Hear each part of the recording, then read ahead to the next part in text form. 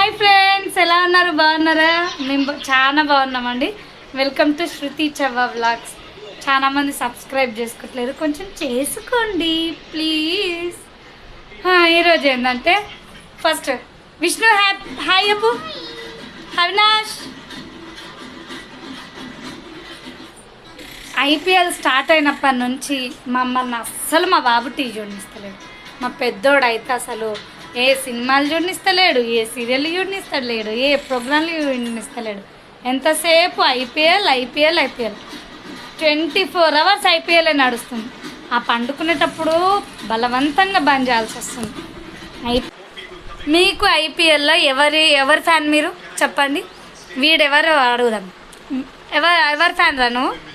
MS Dhoni ఇంకా Abhishek Sharma. MS Dhoni, Abhishek Sharma. IPL అసలు అర్థమవుతుందా నీకు? క్రికెట్ అర్థమవుతుంది.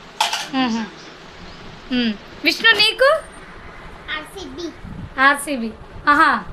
అరే ఐపీఎల్కి ఏమో సిటీ నేమ్స్ ఉంటాయి కానీ నువ్వు MS ధోని అభిషేక్ శర్మ చెప్పిన వాళ్ళ టీం పేరు చెప్పు. MS ధోని CSK రిటైర్మెంట్ ఇచ్చిండు. అభిషేక్ శర్మ SRH. మీకు?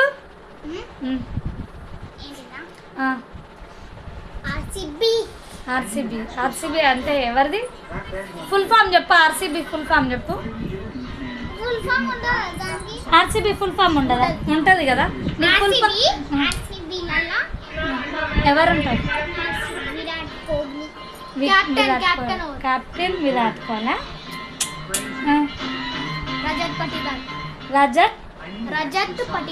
రజత్ పటిదార్. ఫుల్ ఫామ్ చెప్పు. ఆర్సీబీ ఫుల్ ఫామ్ తెలియదు కానీ ఆర్సీబీ ఫ్యాన్ అంట వీడు. అను చెప్పరా ఆర్సీబీ ఫుల్ ఫామ్?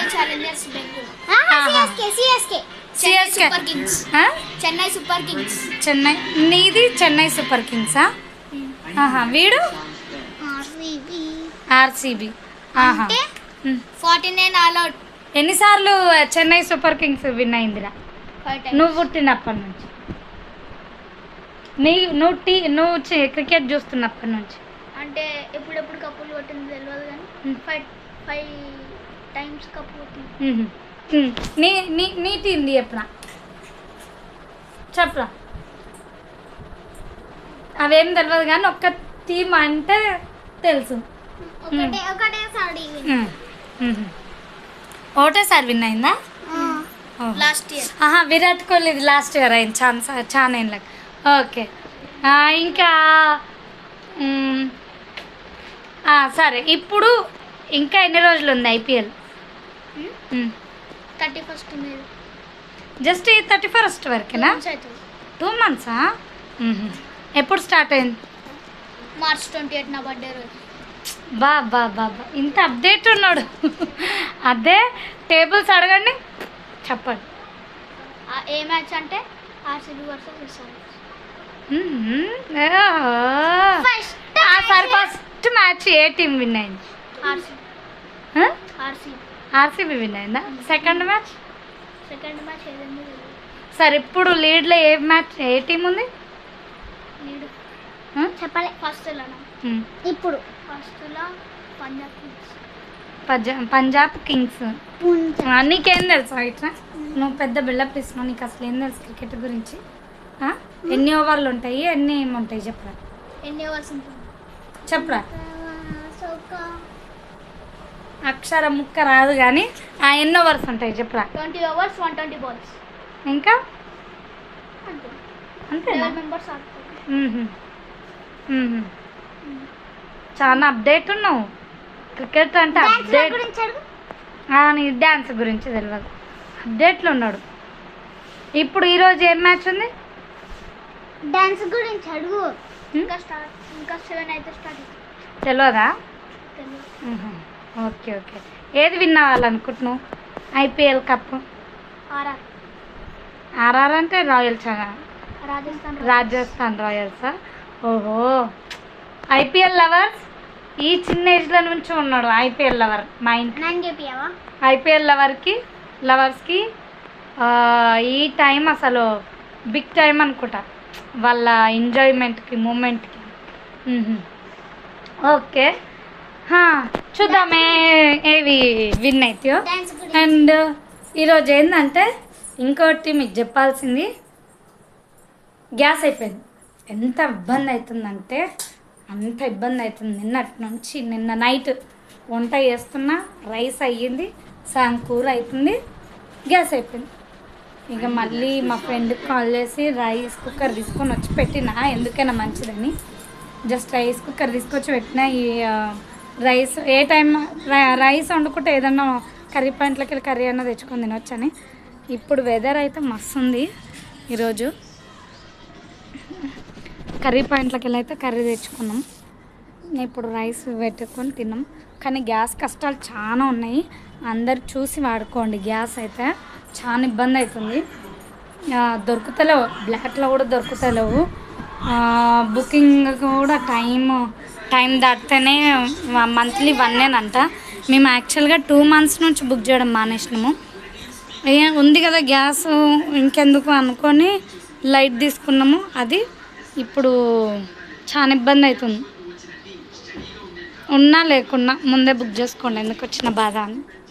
మేము నెగ్లెక్ట్ చేయడం వల్ల ఇప్పుడు గ్యాస్కి ఇబ్బంది అవుతుంది. క్లైమేట్ కూడా చాలా బాగుంది, వర్షం పడేటట్టుంది. అది గ్యాస్ కష్టాలు అయితే చాలా ఉన్నాయి ఫ్రెండ్స్. మీరైతే గ్యాస్ టైంకి బుక్ చేసుకోండి. ఏదేమైనా సరే గ్యాస్ టైంకి ఉంటే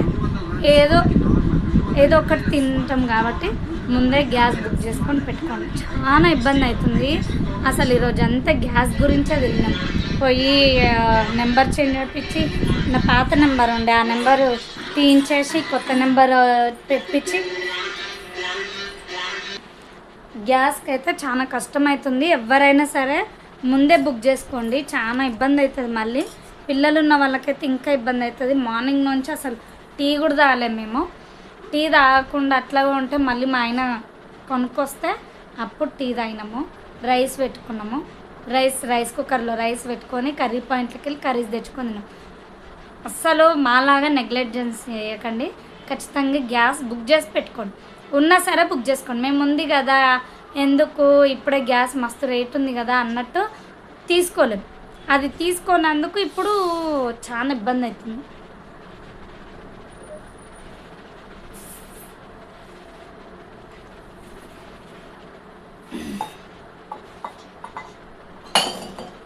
గ్యాస్ అయితే తీసి పెట్టుకోండి, అది మేము. ఇంకోటి కరెంటు చాలా పోతుంది వస్తుంది. కనెక్షన్లు కూడా కొంచెం జాగ్రత్త. వాతావరణం ఎప్పుడు ఎట్లుంటుందో తెలుస్తలేదు కదా. పొద్దంతా ఎండ కొడుతుంది, రాత్రి అయితే వర్షం పడుతుంది. పొద్దంతా ఎండ కొడుతుంది, సాయంత్రం అయితే వర్షానికి స్టార్ట్ అవుతుంది. బట్టలు విండుదామనగానే నీళ్ళకోటి ఇబ్బంది అవుతుంది. అసలు ఎండాకాలం చాలా ఇబ్బంది పెడుతుంది. వేడి కూల్, నైట్ అయితే మరీ అంత కూల్ కూడా కాదు, అగడు లేస్తుంది ఇట్లా వేడిగా, గాలి ఉండట్లేదు. వాటర్ ఎక్కువ తాగండి. చాలా మట్టుకు లెమన్ జ్యూస్లు, పుదీనా జ్యూస్లు, మజ్జిగలు, రాగి జావాలు బాగా తీసుకోండి. బాగా అసలు చాలా ఎండ విపరీతంగా ఉంది. నాకైతే జర్రసేపు ఆ గ్యాస్ గురించి వచ్చేసరికి ఘోరంగా వేడి, అసలు తట్టుకోలేకపోయినా వేడిని ఘోరంగా. నాకు రాగానే ఏం చేయాలో అర్థం కాలే, అంత వేడితోటి అదైపోతుంది. వీలైనంత వరకు ఖచ్చితంగా అవసరం ఉంటేనే బయటికి వెళ్ళండి, లేకపోతే వెళ్ళొద్దు ప్లీజ్. అర్థం చేసుకోండి. చాలా ఎండలు ఉన్నాయి. పిల్లల్ని అయితే అస్సలు పంపించకండి, ఎండలు అస్సలు పంపించకండి. వాళ్ళు ఆడుకోవడానికి వెళ్తా అన్నా కానీ కూడా ఏదో ఒకటి చేసి వాళ్ళని ఆపేసేయండి. ఈవినింగ్ టైంలో వెళ్ళనియండి బయటికి. ప్రస్తుతానికైతే మధ్యాహ్నం అయితే అస్సలు బయటికి వెళ్ళనియకండి, చాలా ఎండలు ఉన్నాయి, అర్థం చేసుకోండి. బయట కూల్ డ్రింక్స్ అవి తాపియకండి. చాలా పిల్లలు చాలా మంది నేను చూస్తున్నాను షాప్ల కాడ అయితే ఎండ ఉంది కదా అని పెద్ద లీటర్ బాటిల్స్ పట్టుకొని పోతున్నారు. డిమార్ట్లో కూడా 1 by 1 ఆఫర్ పెట్టేసేసరికి ఒక్కొక్క 2 3 వేసుకొని పోతున్నారు. ఎక్కువ సాఫ్ట్ డ్రింక్స్ తాగకండి, చాలా డేంజర్. అవి తాగకండి. చాలా మంది అయితే అవే తాగుతున్నారు. కూలింగ్ గురించి అని. వాటి బదులు జావనో మజ్జిగనో అట్లాంటివి తాగండి. అండ్ ఇంకోటి ఏసీ ఉన్న వాళ్ళు ఏమో కానీ నాకు తెలిసి ఏసీ గురించి నాకు అంత తెలియదు కానీ కూలరు రూమ్ టెంపరేచర్ కూల్ కాగానే కొంచెం బంద్ చేసుకోండి, లో ఫ్లేమ్లో పెట్టుకోండి. ఎందుకంటే ఈ కూలరు గాలి బాగా బుయ్యమని వస్తుంది కదా, అది ముక్కులో పోతే ఎఫెక్ట్ అవుతుంది అన్నమాట. ఊపిరితిత్తులకు ఎఫెక్ట్ అవుతుంది, బ్రీతింగ్ ప్రాబ్లం వస్తుంది. సో ఎక్కువగానం కూలరు వాడేటప్పుడు కంటిన్యూస్గా అట్లనే పెట్టుకోకుండా కొంచెం దాని మధ్యలో ఒక 1/2 అవర్ 15 మినిట్స్ అట్లా బంద్ చేస్తుండండి, వేస్తుండండి, ఏం ప్రాబ్లం కాదు. కానీ మరి అట్లాగే కంటిన్యూస్గా పెడితే ఏంటంటే పిల్లలకు బ్రీతింగ్ ప్రాబ్లం వస్తుంది. కూలర్ వాడేటోళ్ళకి చెప్తున్నాను నేను, ఏసీ గురించి అయితే నాకు తెలియదు. కూలర్ నేను చెప్పేది అయితే కూలర్కి కొంచెం హై ఫ్లేమ్లో పెట్టుకోకుండా కొంచెం లో ఫ్లేమ్లో పెట్టుకోండి. రూమ్ టెంపరేచర్ కూల్ కాగానే లో ఫ్లేమ్లో పెట్టుకొని కొంచెం మరీ దగ్గర పెట్టుకోకుండా కొంచెం డిస్టెన్స్లో పెట్టుకున్నారనుకో గాలి అనేది ముక్కులో పోయి బ్రీతింగ్ ప్రాబ్లం రాకుండా వస్తుంది. చాలా మందికంట, మాకు తెలీదు, వేరే వాళ్ళు చెప్పారు, కూలర్ వల్ల ఈ ప్రాబ్లం వస్తుందని కొంతమంది చెప్తే మాకు తెలిసింది. నాకు కూడా అంతే. ఏసీ కంటిన్యూ ఎండలో ఉండి వచ్చి సడన్ ఏసీలోకి రాకండి. కొంచెం చల్లగాలికి ఒక 10 నిమిషాలు, నీడకు ఒక 10 నిమిషాలు ఉండి అప్పుడు ఏసీ ఉన్న రూమ్లోకి వెళ్ళండి. ఎందుకంటే ఏకదమ్న బాడీ కూల్ కావడానికి టైం పడుతుంది. ఫస్ట్ మన బాడీ టెంపరేచర్ నార్మల్ టెంపరేచర్కు ఎండల పోయి వస్తారు కాబట్టి నార్మల్ టెంపరేచర్కి వచ్చినాక ఆ నార్మల్ నుంచి మీరు ఏసీలో పోతే బాడీ అనేది హెల్ప్ చేస్తుంది. అదే ఏకదమ్న మీరు ఎండల నుంచి బాగా 45 డిగ్రీస్ నుంచి డైరెక్ట్ మీరు -28లోకి వెళ్ళిపోతే బాడీ అనేది అంత స్పీడ్గా తీసుకోదు. ఇంకోటి ఏదో ఒక సైడ్ ఎఫెక్ట్స్ వస్తాయి. సో ఏం చేయండి అంటే నీడకుండా ఒక 10 నిమిషాలు రూమ్ టెంపరేచర్కి ఒక 5 నిమిషాలు ఉన్నా ఓకే. మీ బాడీలో 45 డిగ్రీస్ నుంచి కొంచెం రూమ్ టెంపరేచర్కి వస్తుంది కాబట్టి రూమ్ టెంపరేచర్ నుంచి మీరు ఏసీలో పోతే అప్పుడు సెట్ అవుతుంది. కొంచెం జాగ్రత్త వహించండి. ఏసీలు కూలర్లు లేని వాళ్ళు బండల మీద వాటర్ పోసుకోండి. కిటికీలకి డోర్లకి తడి బట్టలు వేస్తే కొంచెం రూమ్ అనేది చల్లగా ఉంటుంది. చాలామంది పైన ఏదో పెయింట్లు వేస్తారు కదా, అది నాకంత తెలీదు, వేసుకుంటే బెటర్. చాలామంది వేస్తారు కాబట్టి బెటర్.